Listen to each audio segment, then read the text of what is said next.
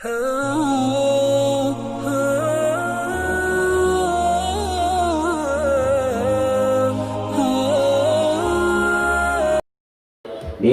হত্যা করো না, জীবিত কবর দিও না। তোমরা অন্যায় ছেড়ে ভালো হয়ে যাও। মানুষের বাড়ি বাড়ি গিয়ে দাওয়াত দেওয়া শুরু করলেন। আমার সামনে হাজারো যুবক বসে আছো। ও যুবকেরা, এই সমাজ তুমি পরিবর্তন করতে চাও, ইয়াবা কমাতে চাও, হেরোইন ফেন্সিডিল থেকে জাতিকে ফিরাতে চাও, ভারতের অপসংস্কৃতির চ্যানেলগুলো বন্ধ করতে চাও, তোমাদের কথাবার্তি কাজে নামতেই হবে। বসে থাকলে সমাজ পরিবর্তন হবে না। কবির বি সামাদ ভাইয়ের কবিতা, তোমাকে জাগতেই হবে।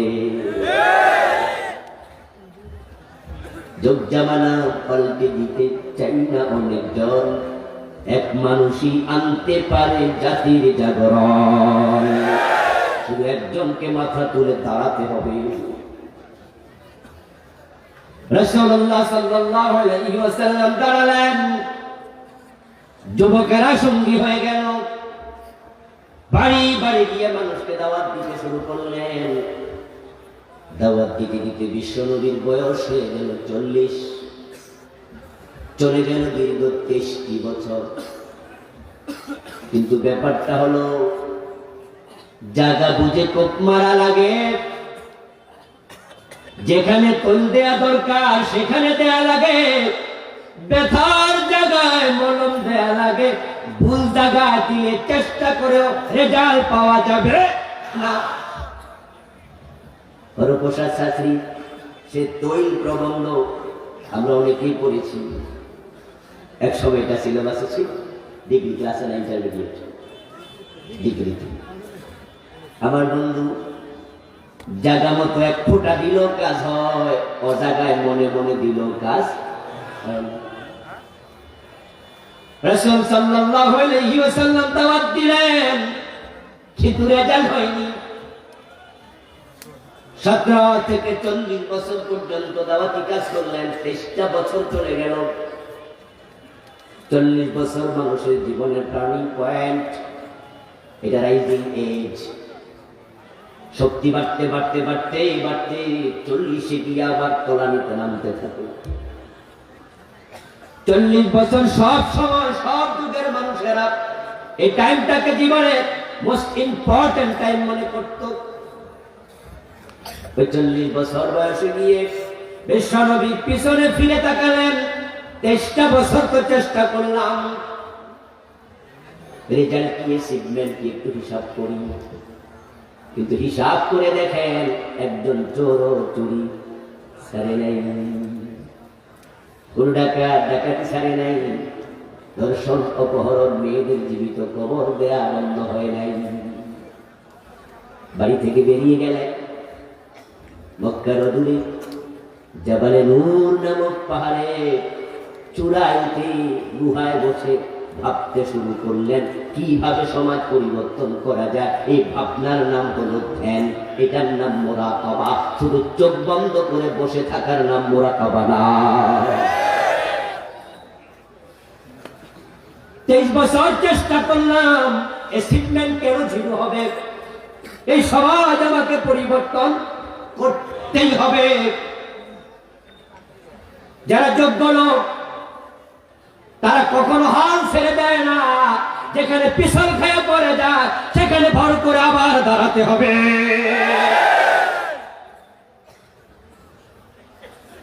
ভালো ডাক্তারের কাছে রোগী যাবে, চিকিৎসা হয়নি তাই বলে ডাক্তার রোগীকে ছেড়ে দেয় না। 103 ডিগ্রি জ্বর নিয়ে এসেছে, 1 সপ্তাহ ওষুধ দিয়েছি, 1 সপ্তাহ পরে মেপে দেখি জ্বর 104 ডিগ্রি। আবার নতুন করে ভাবতে হবে, নতুন ওষুধ লিখতে হবে, রোগীকে তাড়িয়ে দেওয়া যাবে না।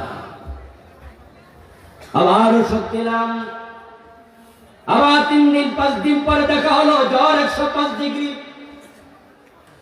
ওই রোগী দেখে ডাক্তার পালিয়ে যায় না। যোগ্য ডাক্তার আবার ভাবে, প্রয়োজনে মেডিকেল টিম বসায়, বোর্ড গঠন করে নতুন করে ভাবতে হবে। আমার রুগীকে সারাতে হবে, পালিয়ে যাওয়া যাবে না। আমরা বাংলাদেশ 50 বছর চলছে এই দেশের বয়স। তাবলীগ জামাতের কাজ হয়েছে, দাওয়াতি কাজ, পীর সাহেবদের দাওয়াতি কাজ হয়েছে, মাহফিল দিন দিন বাড়তেছে, বক্তাও বাড়তেছে, শ্রোতাও বাড়তেছে, কিন্তু আমরা পিছনে তাকালে দেখি ওয়াজও বাড়তেছে, সুদী ব্যাংকও বাড়ছে। আমরা পিছনে তাকায় দেখি শ্রোতাও বাড়তেছে, সিনেমা হলও বাড়তেছে, অন্যায় অনাচার বাড়তেছে, ইয়াবা হেরোইন বাড়তেছে, অপরাধ কমে না। আজকে ভারতীয় চ্যানেলগুলো বাংলাদেশে ঢুকে এই দেশের পারিবারিক সংসারকে পর্যন্ত ধ্বংস করে দিচ্ছে, বন্ধন নষ্ট করে দিচ্ছে, ফরকিয়ার সয়লাভ তৈরি করছে। হাওলার টাকা চাইলে পাওয়া যায় না, সুদে চাইলে টাকা নিয়ে তুলানো যায় না। শুধু বাংলাদেশের নাটক সিনেমা যথেষ্ট না, যৌথ প্রযোজনায় ভারত থেকে সিনেমা আমদানি হচ্ছে।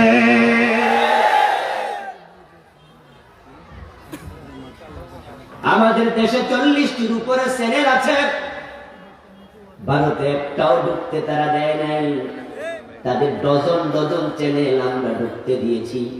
জি বাংলা, স্টার জলসার কারণে এখন মুসলমানের ঘরগুলো সিনেমা হল হয়ে গেছে।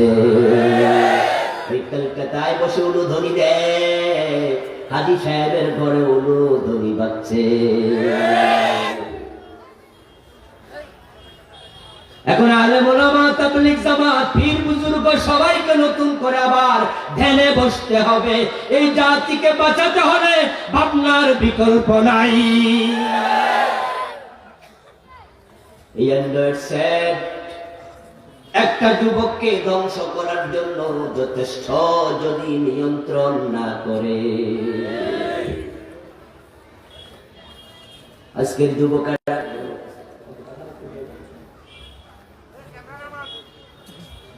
যুবকেরা ইয়াবার সাগরে ভাসতেছে। রাস্তা ধরে রাতের বেলা যাওয়ার সময় একাধিক জায়গায় ব্যারিকেড, টহল পুলিশ তল্লাশি চৌকি দিয়া তল্লাশি করছে, কারণ মাদকের চোরাচালান থামানো যাচ্ছে না। মাঝে মাঝে পত্রিকায় পাওয়া যায় 2 লক্ষ পিস 3 লক্ষ পিস ইয়াবা ধরা পড়ছে। আমার ভাইয়েরা, ওই ক্লাস 9-এ পড়ুয়া ও লেভেলের ঐশী আমাদের চোখে আঙ্গুল দিয়ে দেখায়া গেছে। এই মাদক এখন আর ভার্সিটি লেভেলে থেমে নেই, কলেজ লেভেলে থেমে নেই, এই মাদক হাই স্কুলে চলে গেছে।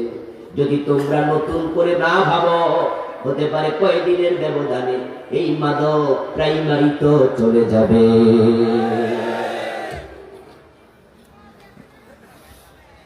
যুবকদেরকে বাঁচানো যাবে না চরিত্রহীনতা থেকে। কেমনে কি হবে জানি না।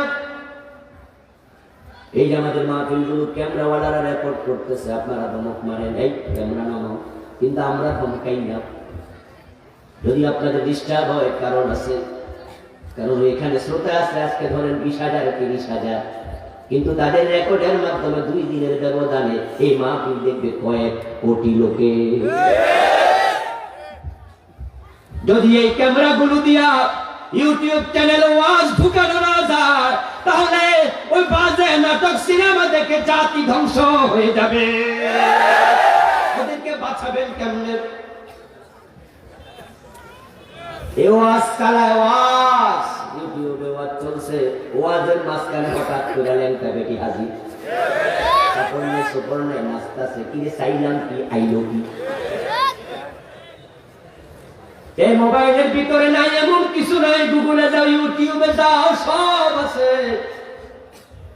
করোনার কারণে ইউনিভার্সিটি, কলেজ, মাদ্রাসা সব বন্ধ, অনলাইনে ক্লাস হবে। বাবা বাধ্য হয়ে তার যুবক ছেলের হাতে, যুবতীর হাতে অ্যান্ড্রয়েড সেট তুলে দিয়েছে। বাবা মাকে বলে বই পড়ি, কিতাব পড়ি, অনলাইনে ক্লাস করি, দরজা বন্ধ করে কি করে শুধু আল্লাহই জানে। আমরা বিয়ের আগ পর্যন্ত যে দৃশ্য কল্পনা করি নাই, এখন ক্লাস 9-8 পড়ুয়া পোলাপান ওই মোবাইলের কারণে সেগুলোর সন্ধান পেয়ে যাচ্ছে। এই জাতিকে যদি বাঁচাতে চাও, ও আলেম ওলামা, ও গুণীজন বুদ্ধিজন, তোমাদেরকেও ধ্যানে বসা দরকার আছে না নাই?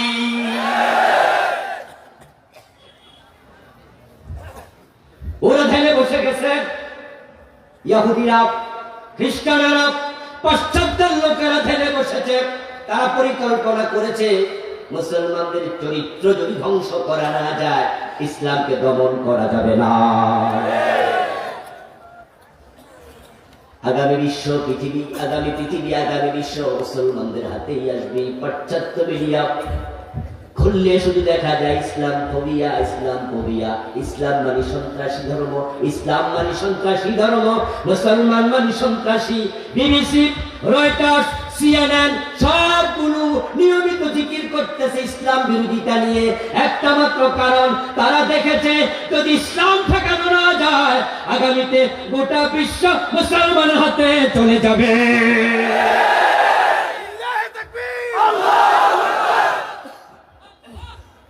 আমার বন্ধু, এখন আমরা যারা জ্ঞানী গুণী বুদ্ধিমান আছি, আলেম ওলামা আছি, আমাদেরকে নতুন করে ধ্যানে বসা দরকার। যে দাওয়াতি কাজ, যে সিস্টেমে আমরা চলছি, এই সিস্টেমে সফলতা পাওয়া যাবে না। দাওয়াতি কাজ কম হয়নি। স্বাধীনতার আগে ওই দেশে পীর সাহেবরা জোনপুর থেকে আসছে, পুরপুরা থেকে আসছে, আসে নাই? ঘোড়ায় চড়ে আসছে, পালকিতে চড়ে আসছে, নৌকায় চলে চলে মানুষের বাড়িতে দাওয়াত দিচ্ছে। এই দাওয়াতি কাজ চলছে, পীর সাহেব হুজুরদের দাওয়াত। ও মা, পর্দা করো, পর্দা করো। হুজুরদের দাওয়াত থামে নাই। 50 বছরের বেশি দাওয়াত হয়ে গেল, কিন্তু বলুন তো পর্দা বাড়ছে না কমছে?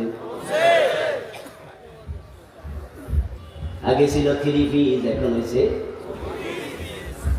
প্রথমে ওড়না পরে না, গলায় ঝুলায়, কতজনের গায়ে ওড়নাটাই। অপসংস্কৃতির সয়লাভের কারণে আমাদের যুবকেরা বিহান এবং আনুষ্কায় পরিণত হচ্ছে।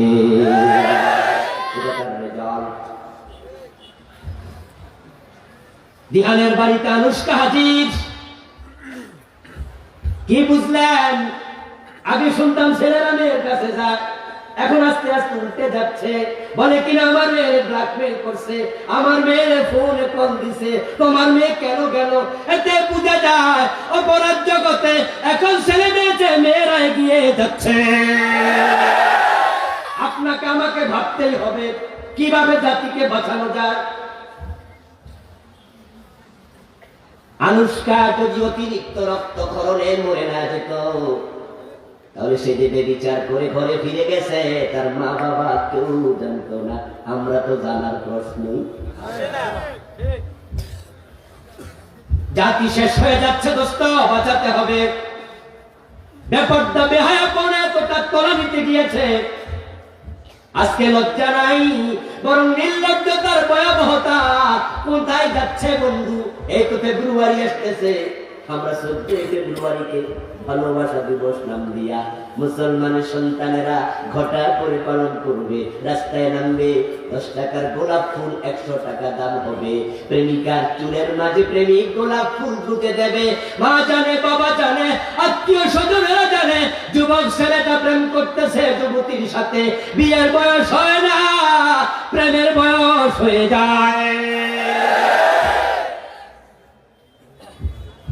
ওই 14 ফেব্রুয়ারিতে রাস্তায় যারা নামবে, কোটি কোটি টাকার ফুল সেদিন বিক্রি হবে। এই ফুল আদান প্রদান যারা করছে, তাদের মাঝে স্বামী স্ত্রীকে গোলাপ ফুল সেদিন কিনে দেবে কয়জন? আমার বন্ধু, এই সংখ্যা হাজারের মাঝে একজন পাওয়া কঠিন। বরং যতগুলো ফুল সেদিন দেয়া হবে, সব বিয়ের আগে অবৈধ প্রেমের কারণে দেয়া হবে। এটার নাম দিছে ভালোবাসা। আস্তাগফিরুল্লাহল আযীম। কখনো বেহায়াপনা, নির্লজ্জতার নাম ভালোবাসা হতে পারে না। ভালোবাসা বাবার জন্য সন্তানের, মায়ের জন্য সন্তানের, স্বামীর জন্য স্ত্রীর। ভালোবাসা বড় ভালো জিনিস। নবীকে ভালোবাসা ফরজ, আল্লাহকে ভালোবাসা ফরজ, কিন্তু বিয়ের আগে যেটা হয় ছেলে মেয়ে সেটা ভালোবাসা না বেহায়াপনা? এটার নাম ভালোবাসা কেমনে হলো? প্রথম আলো পত্রিকায় নিউজ দেখলাম, ৫-৭ বছর আগের কথা বলছি। 15 ফেব্রুয়ারি হেডলাইন, একটা ছেলে ঢাকা ইউনিভার্সিটির পাশে যে সোহরাওয়ার্দী উদ্যান আছে, উদ্যানের একটা বাঁকা গাছের তলায় একটা মেয়েকে নিয়ে রানের উপরে মেয়েটা ছেলের শুয়ে আছে, গোলাপ ফুল সে গুঁজে দিচ্ছে তার মাথাতে, আর হেডলাইন করছে ভালোবাসায় সিক্ত বাংলাদেশ। আপনাকে আমাকে ভাবতে হবে তারা কি চায়। ওই পাশ্চাত্য মিডিয়া, পাশ্চাত্য সভ্যতা, ইহুদি মিডিয়া, খ্রিস্টানদের মিডিয়া, ইসলামের দুশ্মনেরা তারা অঙ্ক কষেছে, মুসলমানের যুবকদের চরিত্র ধ্বংস করে দাও, ইসলাম আগাতে পারবে না। তারা সেটাই করছে। এখন আপনারা আমরা যারা ইসলামের পক্ষের লোক, আমাদের সম্মানীয় অফিসার ইনচার্জ ওসি মহোদয় বলছেন ইসলামের বাহিরের কোন কাজ যেন আপনারা না করেন। আসলে বন্ধু, ইসলামের মাঝে আসলেই তো শান্তি প্রতিষ্ঠিত হবে, ইসলামের ভিতরে আসলেই তো কল্যাণ আসবে, কিন্তু ইসলামের বাহিরে নেওয়ার জন্য তারা টানাটানি করছে। কেমনে বাহিরে নেওয়া যায়? এখন যদি আমাদের সন্তানদেরকে ইসলামের ভিতরে ঢুকিয়ে রাখতে চাই, ইসলামী বুদ্ধিজীবীদের নতুন করে ধ্যান দরকার আছে না নাই? ধ্যানে বসে যাও। বিশ্ব নবী ধ্যানে বসে গেলেন। ধ্যান চলাকালীন আল্লাহ তাআলা জিবরিল আমিনকে পাঠালেন, ও নবী, আমি দেখেছি আপনি সমাজ পরিবর্তনের জন্য কাজ করছেন, কিন্তু পারেন নাই। এখন যদি সমাজ পরিবর্তন করতে চান, ইকরা বিসমি রাব্বিকাল্লাযী খালাক, আপনাকে পড়তে হবে প্রভুর নামে পড়ুন যিনি সৃষ্টি করেছেন। এতে বোঝা যায় যদি আমরা সমাজটাকে অন্যায় থেকে অনাচার থেকে বাঁচাতে চাই, আল্লাহর কোরআন পড়া দরকার আছে না?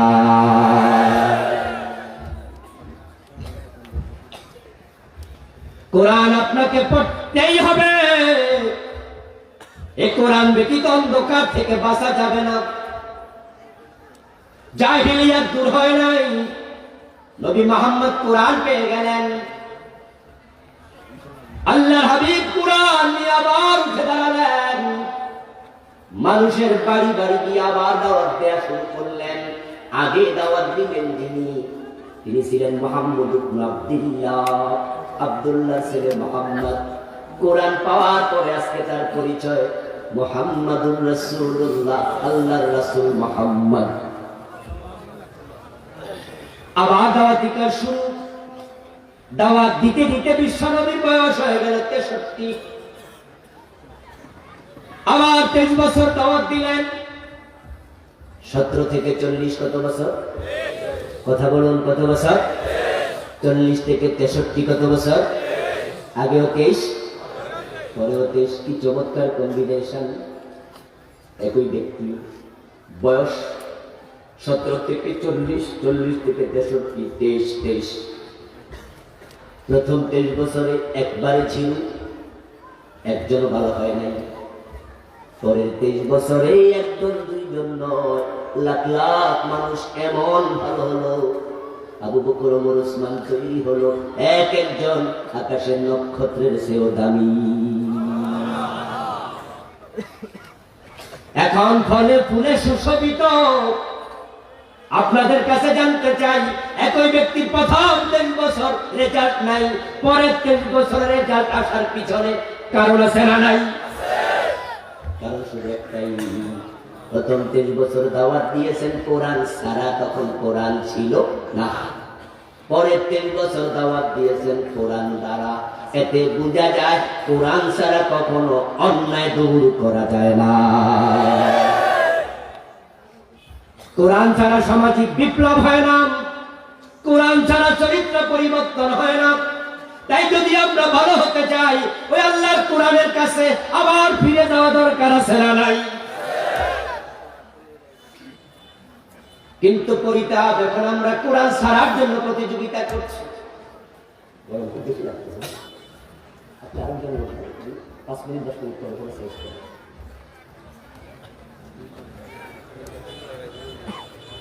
আমার বন্ধু রাসূলুল্লাহ সাল্লাল্লাহু আলাইহি ওয়াসাল্লামের মতো জ্ঞানী, বিচক্ষণ, বুদ্ধিমান আর মতো মেধাবী, যোগ্য মানুষ পৃথিবী কোনোদিন দেখেনি। সেনাপতি হিসাবে তিনি পৃথিবীর 1 নম্বর, দক্ষ রাষ্ট্র পরিচালক হিসাবে 1 নম্বর, বিচারপতি হিসাবে 1 নম্বর, এরপরে আপনি বাবা হিসাবে 1 নম্বর, স্বামী হিসাবে 1 নম্বর, যেই দিকে যান সব জায়গায় রোল নাম্বার কত? এত যোগ্য লোকটা যদি কোরআন ব্যতীত সমাজে পরিবর্তন আনতে না পারেন, আপনি আমি কেমনে পারবো? এই জন্য আমরা সবার কাছে দাওয়াত পৌঁছিয়ে দিতে চাই। আপনারা যারা চান অন্যায় মুক্ত সমাজ, অন্যায় মুক্ত সমাজ চাইলে আবার কোরআনের কাছে ফিরে যেতেই হবে। একটা সময় আমাদের বাংলাদেশের তাম দেশ খুঁজে নাস্তিক পাওয়া যেত না। তসলিমা নাসরিন নাস্তিকতা করেছে, দেশে থাকতে পারে নাই। কিন্তু বর্তমানে ব্লগারদের খোঁজ নেন, কত মুসলমানের সন্তান ব্লগে ইসলামের বিরুদ্ধে লিখছে। নাস্তিকের সংখ্যা বেড়ে যাওয়ার পিছনে কারণ ইয়াবা, শাবক, মাদক সেবী বেড়ে যাওয়ার কারণ, হত্যাকারী বেড়ে যাওয়ার কারণ, দর্শনকারী বেড়ে যাওয়ার কারণ, সব জায়গায় একটা কারণ পাওয়া যাবে। একটা কারণ, সেটা হলো কোরআন ছেড়ে দেয়া, কোরআন ছেড়ে দেয়া, কোরআন ছেড়ে দেয়া। আগে ঘুম থেকে ওঠে সব মা বাচ্চা মুক্তবে পাঠাতো, এখন মুক্ত বন্ধ হয়ে গেছে, কিন্টার গার্ডেনের ধাক্কা লেগে গেছে।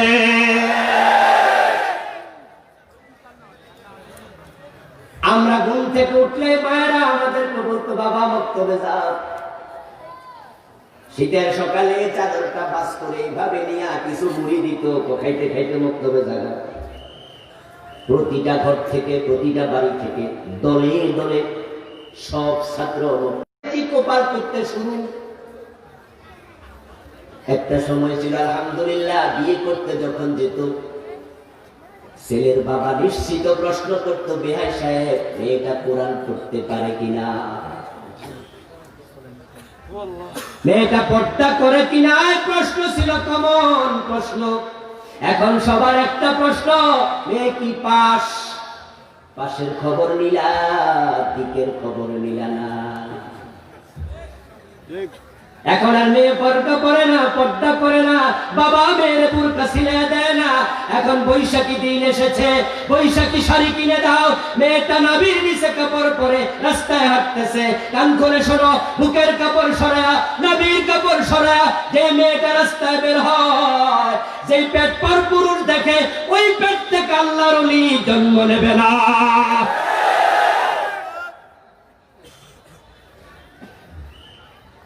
মুসলমান রাসূলুল্লাহ সাল্লাল্লাহু আলাইহি ওয়াসাল্লামের বক্তব্য, আন-নাজরু সাহমুম মাসলুমুম মিন সিহামিশ শাইতান।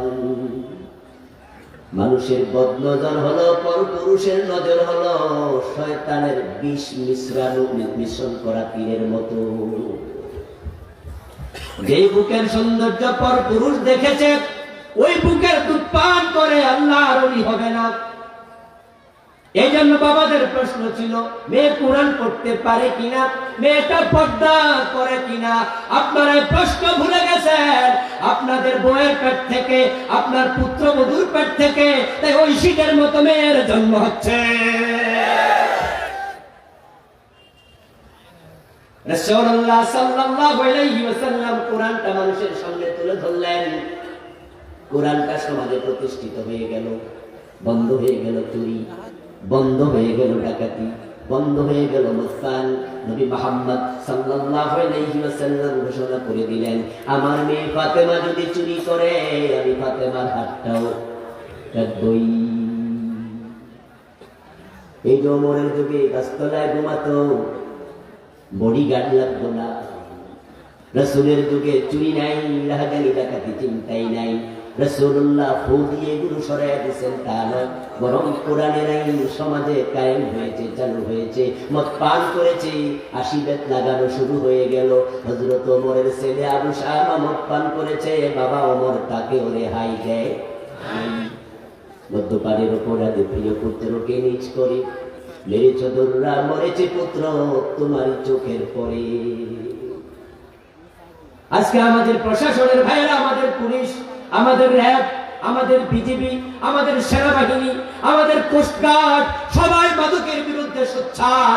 মদ বন্ধ করা যায় না, কেমনে বন্ধ করা যাবে? গরিব খাইলে তারে ধরো, ফাইভ স্টার হোটেলে যারা মদ খায় তাদেরকে আবার সেলুট করো। এইরকম আইন দিয়া মদ বন্ধ করা যাবে না।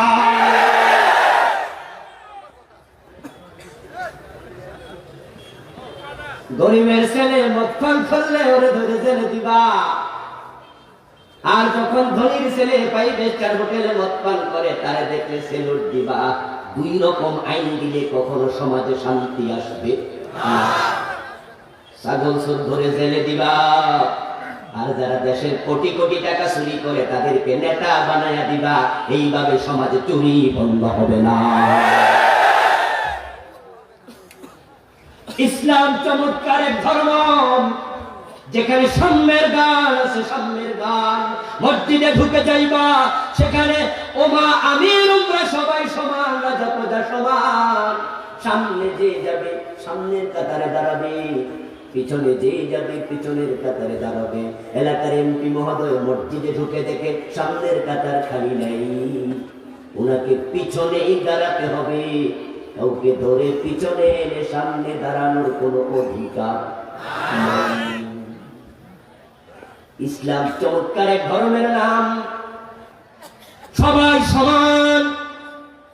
হযরত ওমরের ছেলে আবু শামা, উনি আশীর্বাদ দিয়েছে, ছাড়ে নাই। আজকে যদি আমাদের মন্ত্রী, আমাদের এমপি, আমাদের নেতা, আমরা সবাই বলে দিতাম, ওসি সাহেব আপনার থানায় মদ পান করলে ধরে আশীর্বাদ লাগাবেন, আমার ছেলে হলো ছাড়বেন না। এমপির ছেলে, মন্ত্রীর ছেলেকে যদি ওসি সাহেবরা দুদিন ধরে আশি করে বেদ দিত, সাধারণ পাতি নেতার পোলা এমনি সোজা হয়ে যেত।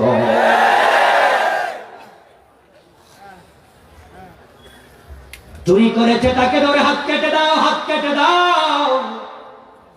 শান্তি এসে যাবে, শান্তি এসে যাবে। কিন্তু আমরা কি করলাম? আল্লাহর কোরআনকে আমরা ছেড়ে দিলাম। সমাজে কোরআনের আইন নাই, রাষ্ট্রের কোথাও নাই, আদালতে নাই, সচিবালয়ে নাই, গণভবনে নাই, বঙ্গভবনে নাই। কেন রে ভাই? কোরআন শুধু মসজিদ চালাতে আসে নাই, এই কোরআন গোটা দুনিয়া চালানোর ক্ষমতা কোরআনের আছে না নাই?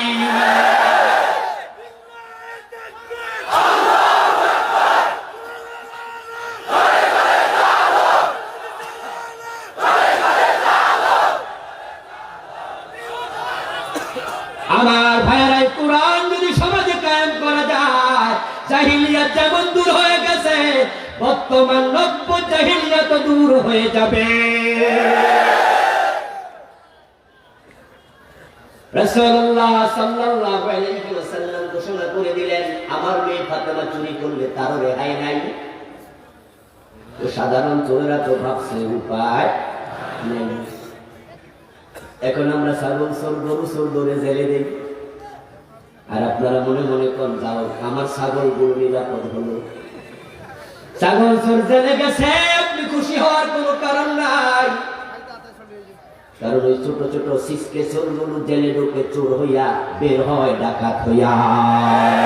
কারণ সৎসর্গে স্বর্গবাস, অসৎ সঙ্গে সর্বনাশ। ওই জেলখানার মাঝে কারেকশনের কোন সিস্টেম রাখা হয়নি যেভাবে রাখা উচিত ছিল। ফেনী জেলা কারাগারে যদি সকালবেলা 50 জন আলেম ঢুকাইয়া দিত, সন্ধ্যাবেলা আরো 50 জন ঢুকাইয়া দিত, 1 ঘন্টা করে কোরআন শিখাতো, হাদিস শিখাতো। কয়েদিদেরকে বলা হতো সশ্রম কারাদণ্ড। মানে কি? সশ্রম কারাদণ্ড মানে হলো জেলখানার ভিতরও তাকে দিয়ে কাজ করানো হবে। ওই কাজটা ঘটি বানানো, লোটা বানানো, মোড়া বানানো না দিয়া যদি কোরআন শিখানোর কাজ দেয়া হতো, যে ব্যক্তি কোরআন পারো না, জেলে যদি কোরআন শিখতে পারো, হুজুর কোরআনিয়া সার্টিফিকেট দেবে। এই কয়দি পূর্ণ কোরআন ভালো পারে, তাহলে তোমার 10-12 মাসের মাঝে 4 মাস করে মাপ। যারা 5 ওয়াক্ত নামাজ পড়বা, হুজুর সার্টিফিকেট দেবে 1 বছর। 1 বছর লাগাতার 5 ওয়াক্ত নামাজ যে পড়বে, তার জেল 6 মাস করে মাফ হয়ে যাবে। যে 10 পারা কোরআন মুখস্থ করবা, তোমার জেল 10 বছরের জায়গায় 5 বছর মাফ করে দেয়া হবে। এইভাবে যদি কারেকশন করা শুরু হয়ে যায়, এক একটা কয়েদি আল্লাহর ওলি হয়ে বের হবে। সুযোগ আছে না নাই? কিন্তু আমরা ছাগল চোরে ধরে জেলে দিলাম। ছাগল চোর জেলখানায় যাইয়া দেখা হয়ে গেল বড় মশল একটার সাথে, ডোরা কাটা জামা। ওখানে বড় বড় শাস্তিপ্রাপ্ত আসামি আছে না নেই? এখন বড় মশলা এই তুই কি নতুন ছাগল চোর করছি? স্যার এই করছি। কি অপরাধ? ওই স্যার ছাগল চুরি করছি। ওই মশলা ধমকায়া কয়, তোদের কারণে জেলখানার বদনামি। জেলে যদি আইবি বেশি কিছু কইরা আইতি বেড়া, আশা তো লাগছেই। ছাগল চুরি করুন, ছাগল চোর কয়, স্যার বস আপনি কি কইরা আইছেন? কয় আমি ব্যাংক ডাকাতি করতে গেছিলাম রে, কপালটা খারাপ, ধরা খাইয়া গেছি। না হয় কিন্তু 1 রাতে কোটিপতি। ছাগল চোর কয় কি, স্যার আমি তো মাত্র 6 মাস থাকবো, এরপরে কিন্তু বাইরে মা আমার একটু শিখাইয়া দেয়। তাহাজ্জুদের সাথে থাকলে তাহাজ্জুদ শিখা যায়, ঠিক না? কোরআনওয়ালার সাথে থাকলে কোরআন শিখা যায়। আতরের দোকানে গেলে আতরের গন্ধ পাওয়া যায়, ছুটকির দোকানে আতরের গন্ধ পাওয়া যাবে না। ওই শেখ সাদির কবিতা, সঙ্গীর বউ বসিয়াছে মম মাঝে গো, নইলে কাদায় সুবাস কিয়ে তো পাইতে। কাদামাটি হাতে নিয়ে শেখ সাদি রাহেমাহুল্লাহ দেখেন তার মাঝে সুবাস। জিজ্ঞাসা করলেন, কাদারে তোর গায়ে সুবাস আসলো কোত্থেকে? কাদা বলে, একটা গোলাপ ফুল জলের তাড়নায় তার ডালা ভেঙে আমার গায়ে লেগেছিল, তাই ওই ফুলের গন্ধ এসে গেছে। সঙ্গীর গুণ বসিয়াছে মম মাঝে গো।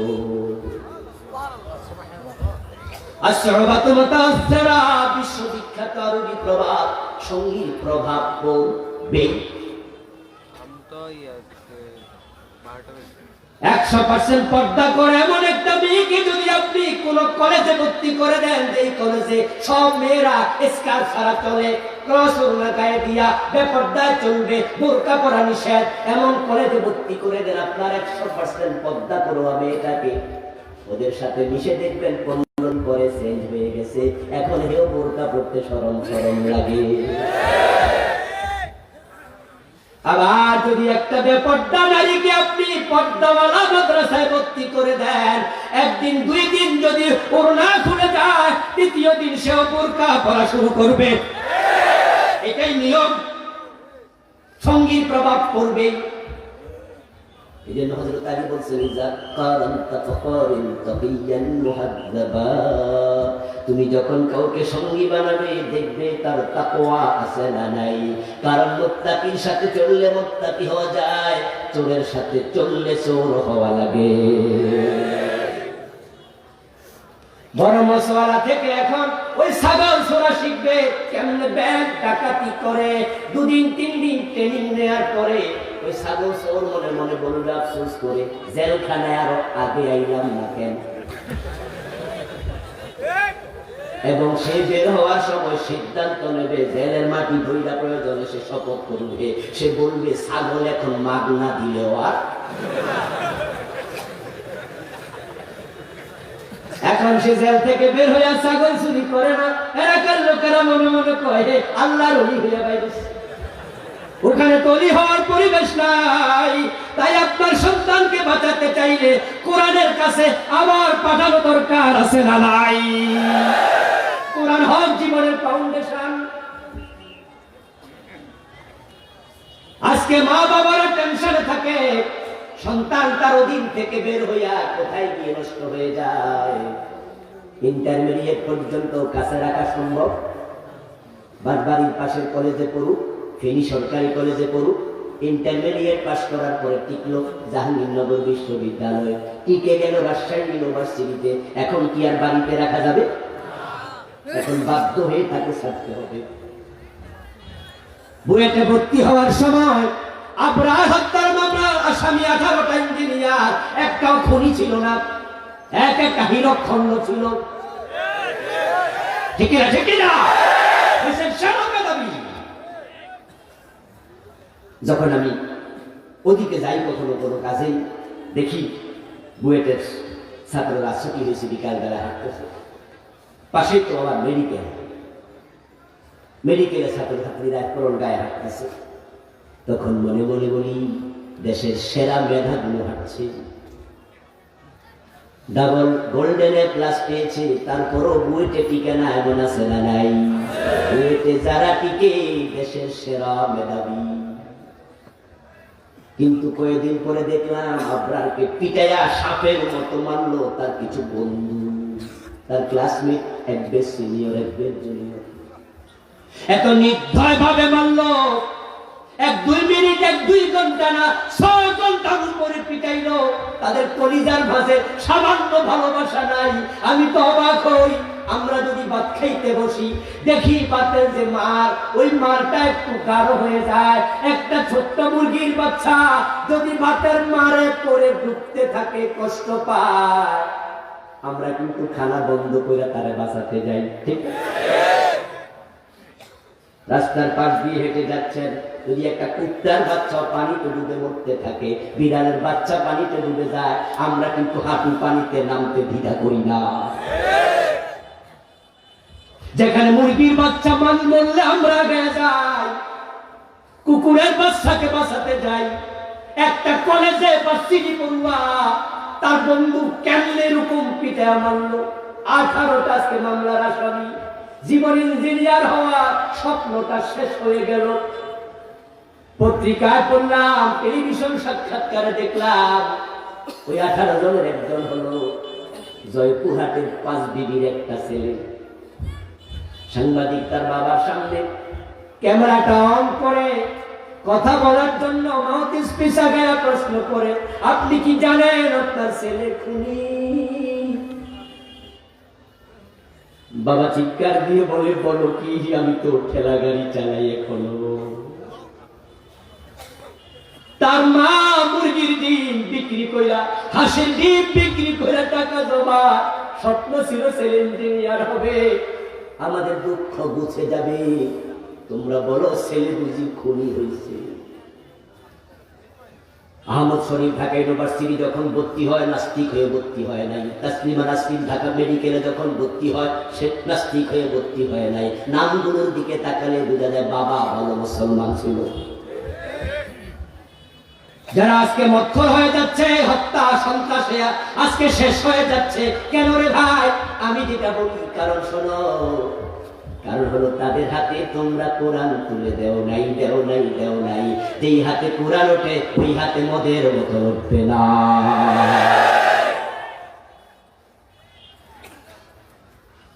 ভার্সিটিতে ভর্তি হলে পরে কার সাথে মিশে বলা তো যায় না। কোন ভদ্র বাবার পক্ষে সন্তানকে মোবাইলে কল করে প্রশ্ন করা সাজে না যে বাজান তুই কি আজকে মদ খাইছো? কি এই প্রশ্ন কোন ভদ্রলোক ছেলেকে করতে পারবে না। কিন্তু বাবা জানে কিছু মদখোর গাঁজাখোর তার ক্লাসমেটদের মাঝে আছে না নাই? আমার ছেলে আবার নষ্ট হয়ে গেল কিনা, কিন্তু প্রশ্ন করা সাজে না। কিন্তু একটা প্রশ্ন করা সাজে, সেটা হলো, বাবা আজকে সকালে তুই কোরআন তেলাওয়াত করছিস কিনা? আপনার সন্তানের হাতে কোরআন তুলে দেন। সন্তান হোক আপনার কোরআনের পাঠক।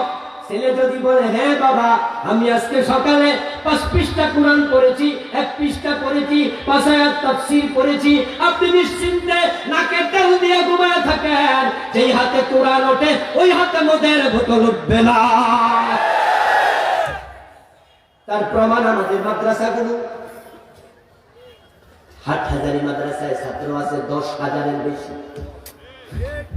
আপনারা বলুন তো, সবগুলো হল তল্লাশি করলে মদের বোতল পাওয়া যাবে? একটা পাওয়া যাবে? কিন্তু ভার্সিটিগুলো তল্লাশি করলে হলের অবস্থা এমন হয়ে যায়, এমন হল আছে যেই হলে বইয়ের চেয়ে মদের বোতল বেশি পাওয়া যায়। কওমি আলিয়া ইউনিভার্সিটি সবগুলো রংগরে আল্লাহ দেওয়ার সুযোগ দিয়েছে। ঢাকা ইউনিভার্সিটি থেকে পিএইচডি কমপ্লিট করেছে। এগুলো স্পষ্ট চোখের সামনে দেখাও। আমার বন্ধু রাতের 1টা বাজে গার্মেন্টস ছুটি হয়েছে, কোন একটা সুন্দরী যুবতী গার্মেন্টস কর্মী রাস্তা ধরে যাচ্ছে হাটহাজারী মাদ্রাসার পাশ দিয়া। পিছন থেকে কয়েকটা দুষ্ট ইত্তেজার মেয়েটার পিছু নিয়েছে। ওই সুন্দরী ললনা এত রাতে কোথায় যাও বলে বিভিন্ন রকমের টিচ করছে। মেয়েটা বুঝেছে খারাপের পাল্লায় পড়ে যাচ্ছি, তাই তাড়াতাড়ি হাঁটা শুরু করেছে। পিছন দিয়ে কোনো একটা দুষ্ট করুণা ধরে টান মেরেছে। মেয়েটা বুঝেছে বাঁচলাম না বুঝি, চলে গেল ইজ্জত, তাই চিৎকার দিয়ে বাঁচাও বাঁচাও করে দৌড়াতে দৌড়াতে হাটহাজারী মাদ্রাসার গেটের ভিতরে ঢুকে গেছে। দুষ্টগুলো টেনে ওড়না নিয়ে গেছে, কিন্তু মেয়েটাকে ধরতে পারে নাই। আপনাদের কাছে জানতে চাই, এই মেয়েটা যদি করোনা ছাড়া তামাম রাত হাটহাজারী মাদ্রাসার গেটের ভিতরে কাটায়, ধর্ষিতা হওয়ার কোন সম্ভাবনা আছে নাকি? বরং যদি কোন যুবক দেখে আমার ভোর না ছাড়া ওই গেটের ভিতরে বাঁচাও বাঁচাও বলে চিৎকার দিয়ে ঢুকেছে, আমি বিশ্বাস করি না, শুধু আল্লাহর কসম করে বলতে পারি মাথার পাগড়ি খুলে তার ওড়না বানায়া দেবে।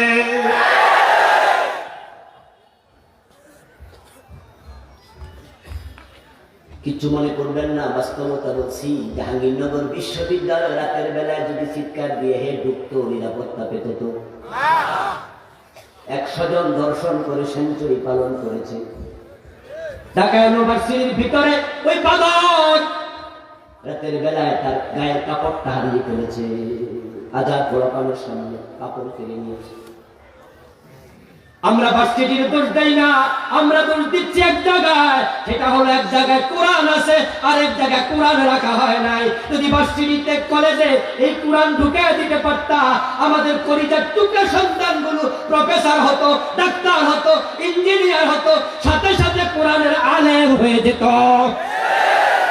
বাবা মারা গেলে সন্তান ডাক্তার, জানাজার ইমামতি করত। কিন্তু কোরআন আমরা ছেড়ে দিয়েছি, সিলেবাসে কোরআন অপশনাল হয়ে গেছে। ইংরেজি খুব দরকার, তাই আগে ছিল 100, এখন হয়েছে ইন্টারমিডিয়েটে। বাংলা খুব লাগবে, আগে ছিল 100, এখন হয়েছে। আমাদেরকে আধুনিক হওয়া লাগবে, তথ্য প্রযুক্তি 100 নম্বর শিক্ষক। আমাদেরকে আধুনিক হওয়া লাগবে হুজুর, ইংরেজি তোমরাও শিখতে হবে। ইংরেজি লাগবে, বিজ্ঞান লাগবে, ভূগোল লাগবে, অর্থনীতি লাগবে। কিন্তু কুরআন এটা এক অপাঙ্কেয় কিতাব, হইলে হইল, না হইলে নেই। আমার দোস্ত, কাবার অঙ্গনে বসে আছি রমজান মাস। আসরের পরে কাবার গিলাফের দিকে তাকাচ্ছি, কাম নাই গাছ নাই, খাওয়ার সুযোগ নাই। রোজার মাস, নফল নামাজ আসরের পরে মাগরিব পর্যন্ত নফল নামাজ পড়া যায় নাই। তো বসে বসে আর কি করবো, কাবার গিলাফ দেখি। কারণ কাবার দিকে তাকালেও সওয়াব আছে না নাই? বসে আছি, ডান পাশ থেকে চমৎকার তিলাওয়াত, মধুর সুরে আল্লাহর বান্দা তিলাওয়াত শুরু করলো। একটু মাথাটা কাত করে তাকায় দেখি আল্লাহর এমন এক বান্দা কোরআন পড়ছে যার মুখে কোনো দাড়ি নাই, কিন্তু তেলাওয়াতের সুর এত চমৎকার, এত বিশুদ্ধ, যেটা এই লোক থেকে আমি ভাবতেও পারি না। তার দিকে তাকে একটা মুস্কি হাসি দিলাম। লোকটা তেলাওয়াতটা বন্ধ করে আমার সালাম দিল, জবাব নিলাম, জিজ্ঞাসা করলাম মিনাই নামটা, কোত্থেকে এসব বাড়ি কই? তখন বলে আনামি ইজিপ্ট বিন মিসর, আমি মিশর থেকে এসেছি।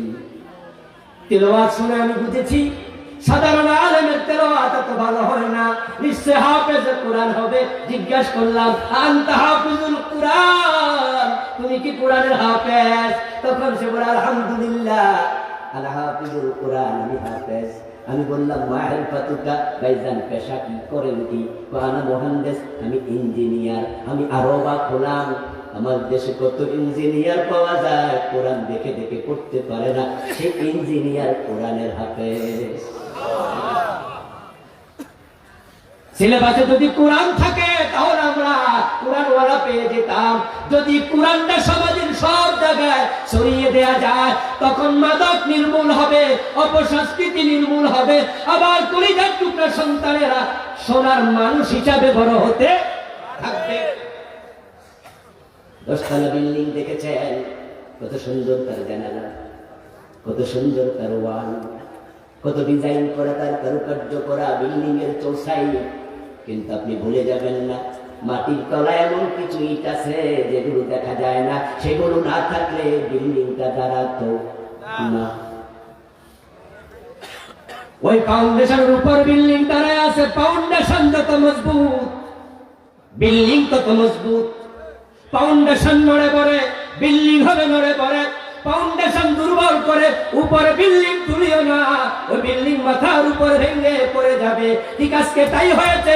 কোরআন যতদিন ফাউন্ডেশন ছিল, নৈতিকতা সম্পন্ন মানুষ ছিল, শিক্ষিত কম ছিল, ভালো মানুষ বেশি ছিল। শিক্ষিত বেড়েছে কিন্তু ভালো মানুষ দিন দিন কমছে। এখন এমবিবিএস এর অভাব নাই, অনেক বড় ডাক্তার হয়েছে, অধিকাংশ ভালো আছে কম। অধিকাংশের দিকে তাকাও, তারা পেট কাটা ছাড়া কিছু বোঝে না। সেবা আজকে ভুলে গেছে। বড় বড় অফিসার আছে, মেপার বিয়ে পাস, তাই শুট করে বসে আছে সরকারি অফিসে এসি রুমে, ঘুষ না দিলে পাইলে সিগনেচার করে না। ইঞ্জিনিয়ার বেড়েছে, বুয়েট সুয়েট কুয়েট রুয়েট ডুয়েট আরো কত। কিন্তু আমরা কি দেখি পত্র পত্রিকায়, এখন আর রড দেয় না, রডের বদলে বাঁশ দিচ্ছে। এত খারাপ মানুষ কেন? উত্তর একটাই, তারা কোরআন ছেড়েছে। এখন ওই কোরআনের দিকে ফিরে আসা দরকার আছে না নাই? পরিবার থেকে শুরু করে রাষ্ট্রের সর্বশেষ অঙ্গ সংসদ ভবন পর্যন্ত সব জায়গায় কোরআন চালু করে দাও, কোরআন নিয়ে যাও, নিজে কোরআন পড়বেন, সন্তানকে পড়াবেন, এমন সন্তান বানায় যাবেন আপনার মৃত্যুর পরে আপনার কলিজার টুকরা সন্তান জানাজানি মা, এমন সন্তান রেখে যাবেন না যে টুপি হাওড়াত নেবে, টুপি হাওড়াত নেবে। আছে কিনা? আসছে, বাবা মারা গেছে, দৌড়াই আসছে, জানাজার নামাজে খাড়া একটা টুপি দিয়ে খুঁজে, টুপি হাওলাত নিয়ে এবার কয় হুজুর জানাজার নামাজের নিয়ম বলে দেন। হুজুর বলে দেন তাকবীরের সাথে এই ইমামের পিছনে ফরজে কিফায়া জানাজার নামাজ পড়ছি, আল্লাহু আকবার, নিয়ত সে শিখেছে, নামাজ শুরু হয়েছে, তাকবীরের পরে দোয়া আছে না নাই? এটা শিখবো কবে? দ্বিতীয় তাকবীর দেওয়ার পরে তো বড় দোয়া, আল্লাহুম্মা গফিরি হাইয়িনা ওয়া মাইয়িতিনা ওয়া শাহিদিনা ওয়া গায়িবিনা। এই লম্বা দোয়াটাই তুমি তো ব্যক্তির জন্য মূল দোয়া, ওই দোয়া তো করে না, চুপ করে দাঁড়ায় থাকে। এমন সন্তান রেখে যেও না যে সন্তান ভালো করে কোরআন পড়তে পারে না, ওযু জানে না, নামাজ জানে না। এমন সন্তান হওয়ার চেয়ে না হওয়া অনেক ভালো। আপনি অফিসার, আপনি ডাক্তার, আপনি ইঞ্জিনিয়ার, আপনি দোকানদার, ব্যবসায়ী, যে পরিমাণ কোরআন পড়া দরকার পড়া শুরু দরকার নাই। আপনাকে বলছি, আপনার একটা সন্তান হেফজখানা দিয়ে দেন। যে ব্যক্তি হাফেজে কোরআন হয়, কোরআনের এক একটা অক্ষর তাকে হাজার হাজার বার পড়তে হয়। হেফজখানার পাশে রাতের বেলায় সুযোগ থাকলে যাবেন, রাতের 3টায় যায় দেখবেন তামাম দুনিয়ার মানুষ ঘুমায়, পশু পাখি ঘুমায়, হাফেজরা ঘুমায় না। রাতের 3টায় উঠে গেছে, কোরআন তেলাওয়াত করছে। আপনার সন্তান সবক দেয়, সবক দেয়, আমুকটা দেয়, ছবি না শোনায়, এক একটা পৃষ্ঠা শত শতবার পড়ে। আপনার সন্তান হাফেজ হবে, অধিকাংশ হাফেজ শেষ করে তখন তারা বালেগ হয় না। এই জন্য দেখবেন রমজানে টেলিভিশন চ্যানেলগুলোতে হেফজের প্রতিযোগিতা হয়, অধিকাংশ হাফেজের মুখ ওঠে নাই। হাদিসে পাওয়া যায় রুফিআল কালাম ওয়ান সালাস আসসাবি হাত্তা ইয়াহতালিম। 3 ব্যক্তি থেকে আমলনামার কলম তুলে রাখা হয়, আমলনামা খোলাই হয় না, তার মাঝে একজন হলো নাবালেগ শিশু। হাদিসে পাওয়া যায় যে ব্যক্তি কোরআনের একটা হরফ পড়ে তার সওয়াব হবে কমপক্ষে কয়টা? মান ক্বারা হারফান মিনাল কোরআন ফালাহু 10 হাসানাত। রাসূলুল্লাহ বলেন কমপক্ষে 10 নেকি। এখন আপনার ছোট্ট বাচ্চাটা 7 বছর বয়স, রাতের 3টায় উঠে কোরআন তেলাওয়াত করছে একখানার। আল্লাহর হাবিব বলে প্রতি অক্ষরে 10 নেকি, কিন্তু তার আমলনামাতে এখনো খোলাই হলো না। তার আমলগুলো কি বাতিল হয়? উত্তর হলো মোটেও না।